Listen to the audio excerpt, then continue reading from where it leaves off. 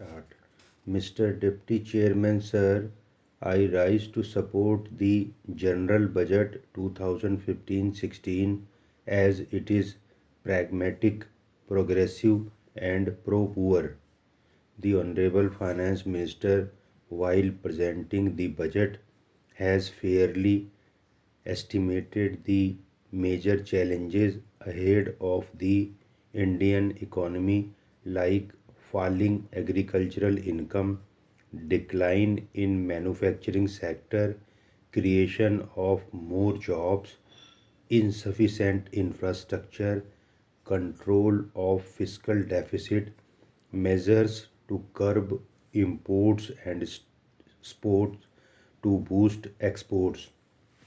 Sir, to meet these challenges, the Honorable Finance Minister has given top priorities to agricultural sector and thus Pradhan Mantri Gram Sinchai Yojana is aimed at irrigating the field of every farmer and improving the using water efficiency to support the agro sector further with a special focus on small and marginal farmers.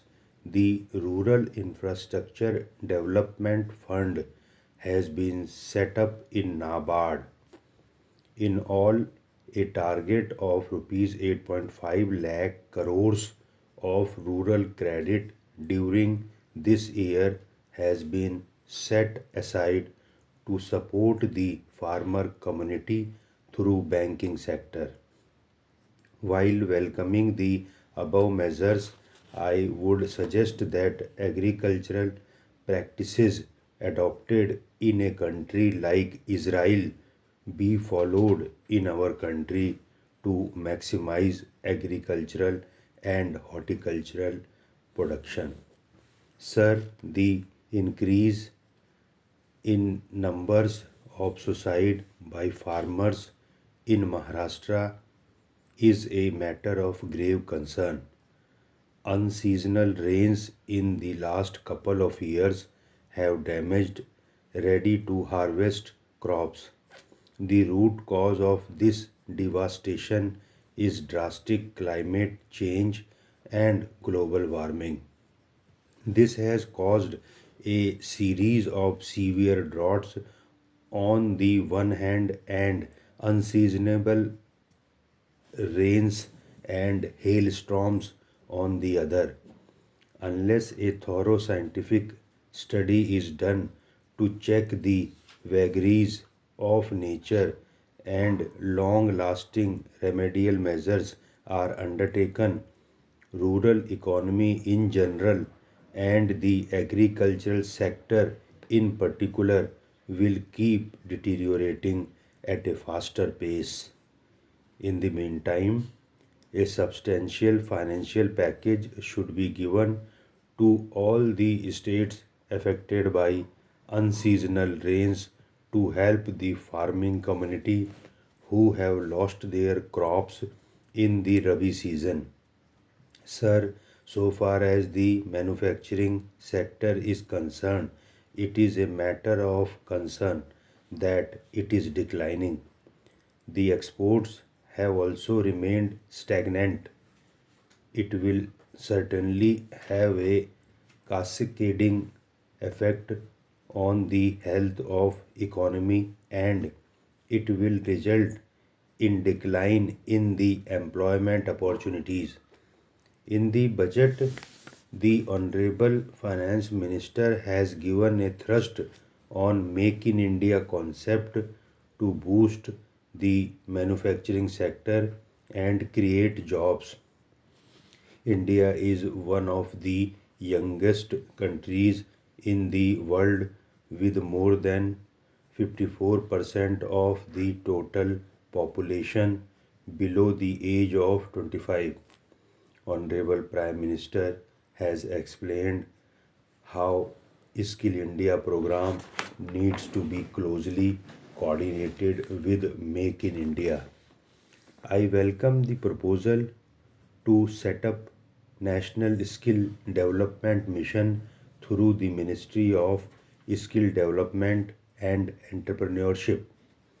The state of Maharashtra has a sizable youth population that needs skill development programs at district and taluka levels, and especially thrust should be laid on tribal areas of North Maharashtra and districts like Gadchiroli of Vibhadra region, which is an underdeveloped area. Small time manufacturers, hard working entrepreneurs who have difficulties to access formal systems of credit have been greatly supported with the creation of micro units development refinance agency bank. These measures will greatly increase the confidence of young, educated, or skilled workers, mainly belonging to SC, ST, OBC categories to a great extent. Similarly, for MSME sector, measures like establishing an electronic trade receivables discounting system for financing trade receivables of MSME to improve liquidity in this sector is a good step. Sir, presently our infrastructure does not match our growth ambitions as there has been no significant progress on the infrastructure front in the last decade. Honorable Finance Minister has increased outlays on both roads and gross budgetary support to the railways, creating a national investment and infrastructure fund, a model thrust to raise the debt and in turn invest as equity in infrastructure finance companies is a welcome step. Sir, controlling fiscal deficit has become a challenging job for the government. Nevertheless, the Honorable Finance Minister is firm on achieving the medium target of 3% of the GDP in the next 3 years, anticipating increase in the public investment. With the economy improving, the pressure for the accelerated fiscal consolidation has decreased. Coupled with this drastically reduced fiscal space, uncertainties that implementation of the GST will create likely burden from the report of the Seventh Pay Commission.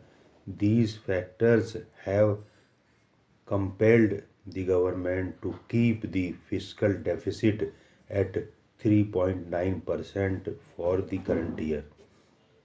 Nevertheless, to keep up with spirit of cooperative federalism, the finance minister has devolved a 42% share of the divisible pool of taxes to states as recommended by the 14th Finance Commission. A whopping bonanza increase from 32% to 42% this year in the share of the states is commendable.